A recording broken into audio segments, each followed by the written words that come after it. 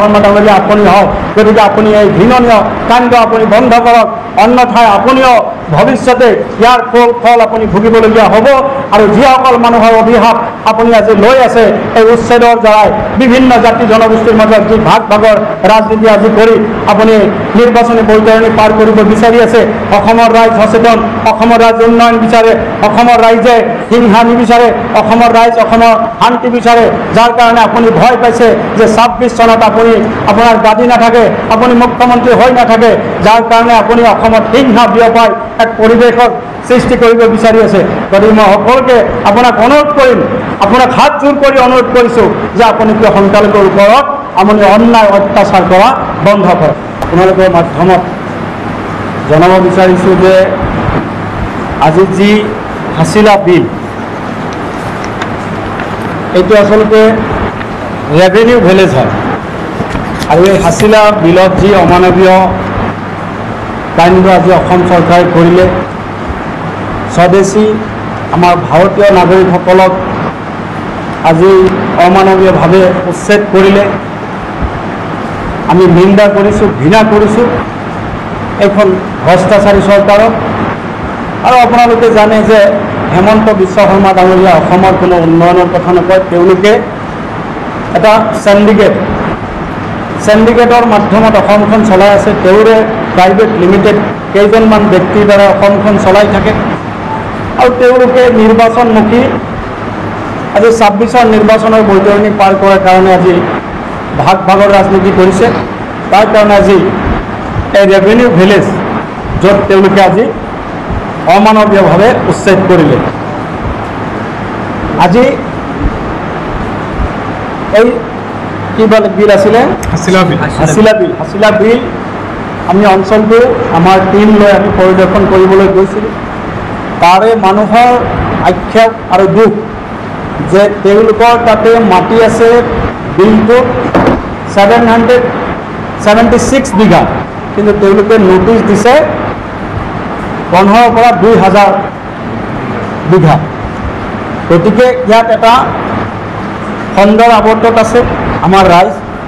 আৰু যিটো আজি হাছিলা বিলত য'ত নেকি চৰকাৰী অনুষ্ঠানসমূহ গঠন কৰিছে, আৰু তাত আমাৰ জিলাৰ উপায়ুক্ত ডাঙৰীয়াই একচুৱেলি তেখেতে ইয়াত আমাৰ এখন বিল বুলি তেওঁলোকে স্বীকৃতি দিব বিচাৰি আছে যে এইখন বিল বুলি স্বীকৃতি দিয়াৰ কাৰণ এটাই যে তেওঁলোকে বছৰি ইয়াত বহুত টকা তেওঁলোকে ঘটিব পাৰে। এটা চেণ্ডিকেট জড়িত হৈ আজি ইয়াত হাছিলা বিলত আজি স্বদেশী আৰু আমাৰ ভাৰতীয় নাগৰিকসকলক উচ্ছেদ কৰিলে। অতিকৈ দুখ আৰু পৰিতাপৰ বিষয় যে আজি আমাৰ হাইকোৰ্টেও অৰ্ডাৰ দিছে যে ইয়াত আমাৰ উচ্ছেদ কৰিব নোৱাৰে। সুপ্ৰিম কোৰ্টৰ এখন অৰ্ডাৰ আছে যে তাত সুপ্ৰিম কোৰ্টে অৰ্ডাৰ দিছে যে ক'ৰবাত যদি স্বদেশী মানুহক যদি উচ্ছেদ কৰে তাৰ আগতে আমি সেই মানুহখিনিক পুনৰ সংস্থাপন দিব লাগিব। গতিকে ইয়াত পুনৰ সংস্থাপনটো দূৰৰ কথা, মানুহক যেনেকৈ অমানৱীয়ভাৱে অত্যাচাৰ কৰি হেমন্ত বিশ্ব শৰ্মা ডাঙৰীয়াই দেখুৱাব বিচাৰিছে যে আমি এইখন চৰকাৰ মুছলিম বিৰোধী আৰু আমি দুখীয়া দুৰ্বলসকলক আমি অত্যাচাৰ কৰি আমি আকৌ ২৬ত আমি চৰকাৰ গঠন কৰিম। এই মনোভাৱেৰে তেওঁ আজি আক্ৰোশমূলকভাৱে আজি এই সংখ্যালঘু অঞ্চলত তেওঁ আজি আমাৰ উচ্ছেদ আৰম্ভ কৰিছে। গতিকে অতিকৈ দুখ আৰু পৰিতাপৰ বিষয় যে তেওঁলোকে যিখন উচ্ছেদ কৰিছে এই উচ্ছেদীয় ব্যক্তিসকলক মই অনুৰোধ কৰিম, ৰিকুৱেষ্ট কৰিম ভাৰত চৰকাৰক তথা অসম চৰকাৰক যে তাতে যিসকল ব্যক্তিক আজি আমাৰ ভাৰতীয় নাগৰিকসকলক উচ্ছেদ কৰিছে সেই উচ্ছেদিত ব্যক্তিসকলক যাতে পুনৰ সংস্থাপন দিয়ে।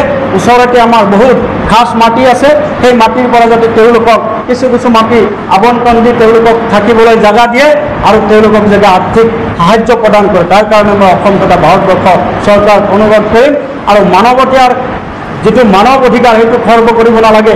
প্ৰথমতে আমি মানুহ, সকলো জাতি জনগোষ্ঠীৰ মানুহৰ লগতে সংখ্যালঘুৱে হওক সংখ্যাগুৰুৱে হওক সকলো জাতি জনগোষ্ঠী আমি অসমত যেনেকৈ আজি মিলা প্ৰীতিৰে বসবাস কৰি আছোঁ, সেই মিলা প্ৰীতি অক্ষুণ্ণ থাকিব লাগে। আৰু হেমন্ত বিশ্ব শৰ্মা ডাঙৰীয়াই হিন্দুৱে হওক মুছলমানে হওক আজি তেওঁ যেনেকৈ আজি এটা জাতিক ধ্বংস কৰিব বিচাৰি আছে। মই অসমৰ ৰাইজকো অনুৰোধ কৰিম তেওঁলোকে ইয়াৰ প্ৰতিবাদত ওলাই আহিব লাগে।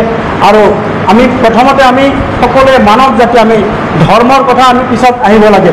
আজি ধৰ্মৰ কথা আমি পিছত চিন্তা কৰি আমি যদি মানৱ যিটো আমাৰ হিউমেনিটি সেইটো যদি আমি অক্ষুণ্ণ ৰাখোঁ তেতিয়াহে আমাৰ অসমখন আৰু ভৱিষ্যতত আগবাঢ়ি যাব। গতিকে মই আপোনালোকৰ চেনেলৰ জৰিয়তে মই হেমন্ত বিশ্ব শৰ্মা ডাঙৰীয়াক মই অনুৰোধ কৰিম যাতে যিসকল ব্যক্তিক আপুনি উচ্ছেদ কৰিছে বিনা বিধায় বিনা কাৰণত আৰু অকল আপোনাৰ যে চেলা চামুণ্ডা তেওঁলোকৰ স্বাৰ্থৰ কাৰণে এইটো এটা মানে বিল বুলি আপোনালোকে স্বীকৃতি দি পেলাই যাতে প্ৰত্যেক বছৰে আপোনালোকে কৰোৰ টকা ইনকাম কৰিব পাৰে তাৰ কাৰণে আজি মানৱ জাতিটোক আজি ধ্বংস কৰি আজি উচ্ছেদ কৰি তেওঁলোকক ইয়াৰ পৰা খেদুৱাই পঠাইছে। আজি চাওক এই যে ইয়াত বিলত মানুহখিনি যে আছে এই মানুহখিনি আপোনালোকে 1947 পৰা আছে হয় না কথাটো 1947 পৰা ইয়াত মানুহখিনি আছে। এইখিনি মানুহ আমাৰ অসমৰ এইখিনি মানুহ আমাৰ ভাৰতীয় নাগৰিক।